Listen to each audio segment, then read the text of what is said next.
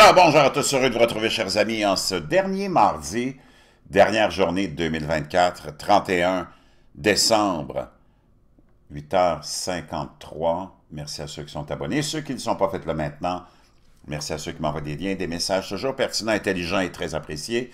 Merci à ceux qui vont commenter la vidéo. Dites-moi d'où vous regardez. Partagez-la et écrasez le petit pouce en l'air. Je ne sais pas si vous êtes comme moi, mais on a un sixième sens qui nous dit que quelque chose de gros, quelque chose de très gros, nous attend. Ben, ça va être pour l'an prochain, probablement, mais très rapidement. On le sent, il y a des événements trop bizarres et étranges qui se produisent en même temps partout dans le monde. Je vais vous revenir un petit peu plus tard aujourd'hui avec un résumé de tous les autres témoignages de plein de gens à travers le monde concernant ce fameux brouillard, et pas seulement ici ou à un endroit, mais c'est presque généralisé. Ça a causé la fermeture de plusieurs aéroports, ben, en tout cas l'annulation de plusieurs vols, puis de plusieurs, maintenant, internautes et de gens qui disent qu'ils ont des symptômes très étranges de maux de gorge, de muscles endoloris. Je ne sais pas si vous avez remarqué aussi, nos médias, pendant des jours et des jours, n'ont pas arrêté de parler des drones. Ben, après, au début, on parlait des orbes. Là, ils ne parlent plus des orbes, ils ont parlé des drones, mais là, soudainement, c'est silence total. Il y a des avions qui se sont écrasés un petit peu partout avec de bizarres explications. Et j'en passe et j'en passe. Donc, je vais revenir avec ça dans quelques heures. Vous allez vous régaler aussi des images que je vais vous partager là-dessus. On a vu comment maintenant, on va plonger dans... Parce que ça nous pend au bout du nez aussi, des cataclysmes. Peut-être que c'est une transformation, puis c'est une espèce de déploiement de la nouvelle guerre. Hein? La guerre chimique, la guerre avec les drones. On a vu des drones qui vaporisaient, semble-t-il, des substances. On peut aussi attaquer les réseaux électriques de façon de cyberattaque ou même physiquement avec des drones. Il ne faut pas que tu oublies qu'aux États-Unis, il y a beaucoup de fermes qui ont été achetées par des investisseurs chinois. Et tu sais comment c'est avec la Chine, tu ne sais pas qui achète, mais c'est souvent relié au gouvernement. Tout ça proche de zones névralgiques comme des bases, des bases militaires, et j'en passe et j'en passe. Tu as un individu chinois qui a été arrêté la semaine dernière justement pour avoir fait voler des drones mystérieux au-dessus de zones très sensibles, comme par exemple des bases militaires. Tu en as un autre qui a été arrêté à New York qui, lui, dirigeait un poste de police secret chinois. Donc, il y a plein de choses qui peuvent expliquer ce qu'on voit, comme peut-être que c'est aussi quelque chose de plus complexe. Maintenant, tempête géomagnétique très puissante qui est en vigueur. On est en forte veille d'une tempête géomagnétique pour aujourd'hui. Tu as vu les tempêtes, tu as vu les vagues dévastatrices, puis on va retourner voir des images ensemble. Mais on commence. OK. Au moins 2 éjections de masse coronale se dirigent vers la Terre parce que tu sais que c'est une éventualité très probable qui nous pend au bout du nez, ça aussi. Tout est cyclique. Avec des impacts attendus le 31 décembre et le 1er janvier 2025, la première CME, première éjection beaucoup plus forte, a été produite par une éruption de filaments associée à une éruption M2.0 à 4h30 le 29 décembre, depuis la fameuse région active AR 3939. Cela a donné lieu à un CME asymétrique à halo partiel observé pour la première fois sur les images de coronagraphe de la NASA vers 6h42.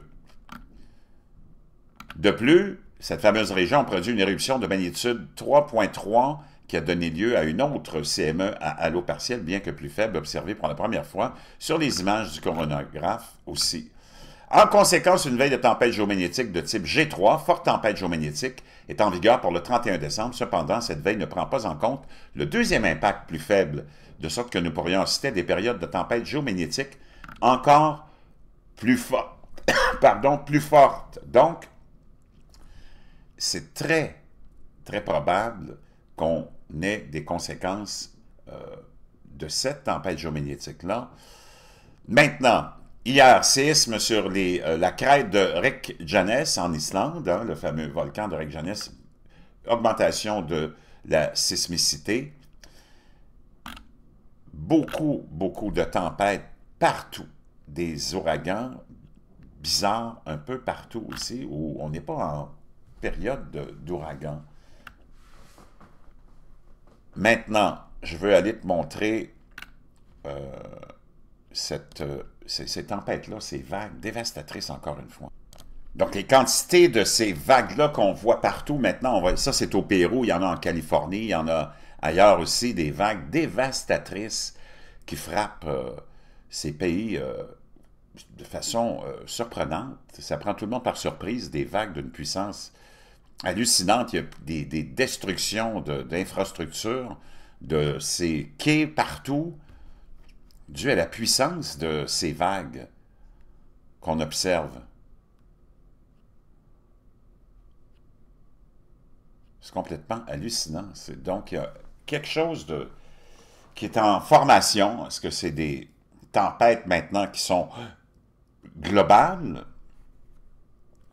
Vraiment, est-ce qu'on est dans un moment de guerre climatique aussi? Il y en a qui soulèvent ça comme possibilité, mais ces gens-là, ces pêcheurs-là, laissent leur bateau-là habituellement parce que c'est sécuritaire, même si il peut y avoir des vagues occasionnellement, mais c'est de la destruction totale, totale, totale. Maintenant, on s'en va aussi dans un vortex hallucinant polaire qui va frapper l'Europe dans les prochains jours, qui va frapper les États-Unis, probablement le Canada aussi, des températures qu'on nous annonce historiques, un vortex polaire se dirige vers les États-Unis, provoquant une chute des températures et faisant de janvier le mois de janvier le plus froid depuis plus d'une décennie. Un vortex polaire se dirige ou se dirigeant vers les États-Unis pourrait apporter des vents froids et des températures basses. Cette semaine, selon le National Weather Service, la tempête arctique affectera une grande partie du pays, arrivant dans les Rocheuses du Nord et devrait se propager jusqu'à la côte Est d'ici le jour de l'an. Un changement de modèle significatif est entendu pour une grande partie du pays suite à cette vague de froid arctique qui devrait se propager dans les plaines du Nord vers le sud et l'Est, entraînant des probabilités exceptionnellement élevées de températures inférieures à la normale.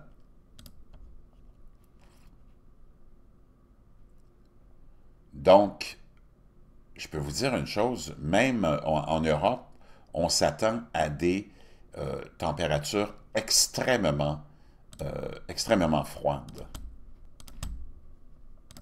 Donc, on s'attend à un épisode de froid vraiment inhabituel qui s'en vient vers les États-Unis et le Canada pour le mois de janvier, avec le potentiel de devenir l'un des mois les plus froids de ces dernières décennies. Pour ceux qui s'inquiéteraient du fait qu'on s'en va dans un réchauffement climatique depuis des décennies qu'on nous annonçait à la fin du monde et le bouillonnement des océans, imaginez-vous que l'endroit le plus enneigé de la planète, êtes-vous capable de l'identifier? Ben, la réponse pourrait vous surprendre. Il s'agit du champ de glace de la Patagonie méridionale, où plus de 50 mètres de neige tombent chaque année. 50 mètres de neige qui tombent chaque année. Cela représente 15 étages ou 500 centimètres. Non, ça n'a pas de sens, là. Mais imaginez-vous, 50 mètres de neige chaque année. On est loin de la fin de l'hiver, hein? Blizzard en Bosnie-Herzégovine. Épisode de neige dans les Alpes. Il y a des endroits où ça tombe de façon historique.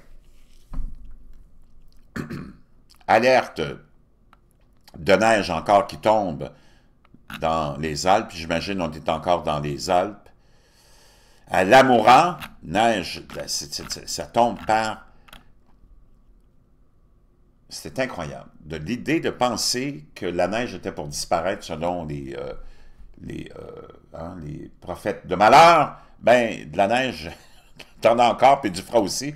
Mais préparons-nous pour quelque chose de grave qui pourrait se produire avec une tempête géomagnétique, entre autres, et plein d'autres choses. Donc, je vous reviens avec ces histoires de mise à jour de ces brouillards qu'on voit un peu partout. Donc, restez pas loin.